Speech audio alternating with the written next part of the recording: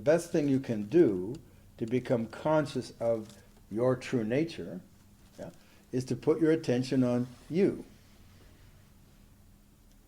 It's not really you. It's okay. It's okay to do whatever you want, right? But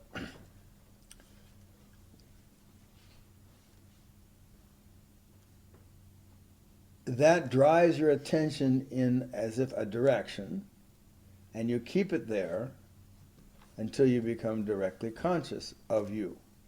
So you're taking as if a limited form of consciousness and driving it to an absolute form of consciousness, they say. So that's what you do, say, until you become directly conscious.